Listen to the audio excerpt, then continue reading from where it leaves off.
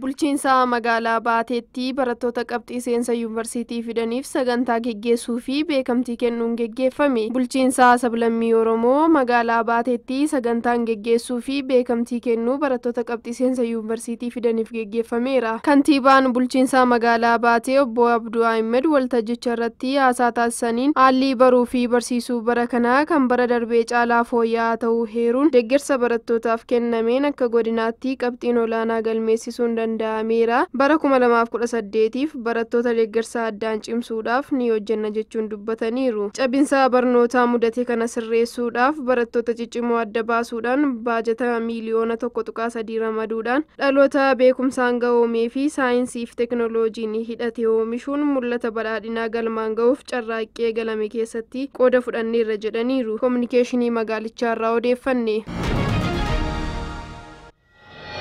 Manni maree magaalaa Kamisee waltajjii fooramii dubartootaa geggeesse. Bulchiinsa sablammii Oromootti manni maree magaalaa Kamisee bakka miseensonni hundi argamanitti waltajjiin fooramii dubartootaa geggeeffameera. Fooramiin dubartootaa magaalaa Kamisee hojii bulchiinsa magaalichaa keessatti gama miidhaa dubartootaa irra ga'u ittisuutiin hojjetamaa jiru cimsuuf qooda fudhattoonni aanaa hanga gandaatti cimnaan hojjechuu akka qaban ibsaniiru. Walga'ii kana irratti miidhaa dubartoota irra ga'u ittisuun bulchiinsa magaalichaa keessatti dubartoonni fayyadamoo akka ta'an haala gaarii uumuun nurraa eegamas jedhaniiru. Sagantaa kana irratti kan argaman afayaa'iin bulchiinsa magaalaa Kamisee Aadde Kawulet Mahammed waltajjiin kun rakkoo bulchiinsa gaarii dubartoota mudatu furuu keessatti dubartoota fayyadamoo taasisuu fi sadarkaa gandaatti rakkoo dubartoota mudatu irratti mari'achuuf hiikuuf akka hojjetamu himaniiru. Odeeffannichi kan kominikeeshinii magaalichaati.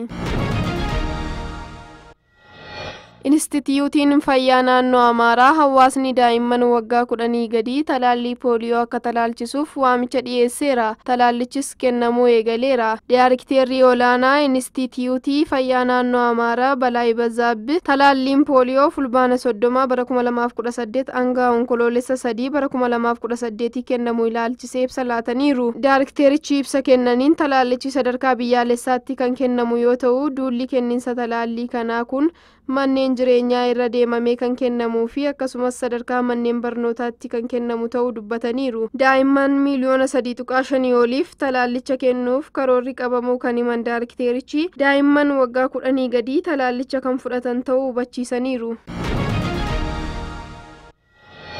Sagantaan goolabbii yaa'ii manneen murtii fi abbootii seeraa naannoo Amaaraa bakka bulchaan olaanaa naannoo Amaaraa Raggaa Kabbadaa fi pirezidaantiin mana murtii waliigalaa naannichaa Lamaantee Aggida'uu dabalatee hooggantoonni olaanoo federaalaa fi naannoo argamanitti geggeeffamee jira. Bulchaan olaanaa naannoo Amaaraa Raggaa Kabbadaa waltajjicha irratti haasaa taasisaniin akka naannootti hojiin tajaajila qaqqabeessa ta'e olaantummaa seeraa mirkaneessuuf haala qindoomina qabuun hojjetamaa jiraachuu ibsaniiru. Manneen murtii bilisa ta'uun hawaasa karaa amanamaa ta'een tajaajiluu akka qaban hojjetamaa jiraachuu kaasuun kanumaan manneen murtii tajaajila ariifachiisaa ifaa fi itti gaafatamummaa kan qaban gochuu qabna jedhaniiru. Pirezidaantiin mana murtii waliigalaa naannichaa obbo Lamaantee Aggida'uu humna namaa fi teekinooloojii ga'umsa qabu kennuudhaan tajaajilli mana murtii haqa qabeessa saffisa iftoominaa fi itti gaafatamummaa akka qabaatu tattaaffiin cimee hojjetamaa jiraachuu ibsaniiru.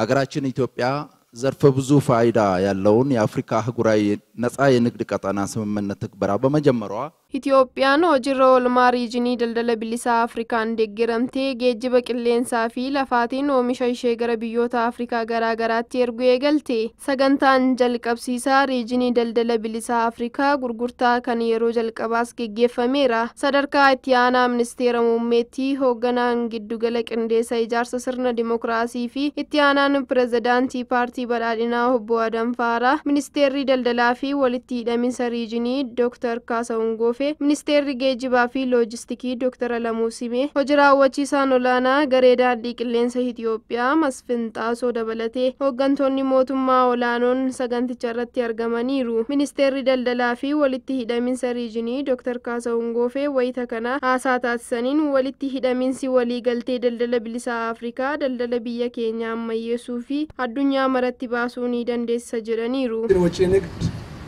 መስፈንጠር የጀመረበትን ሂደት ሊያሳልጥ ሊያግዝ የሚችል ትልቅ ፍጻሜ ስለሆነ እንኳን ደስ ያላችሁ እንኳን ደስ ያለን ማለት ፈልጋለሁ።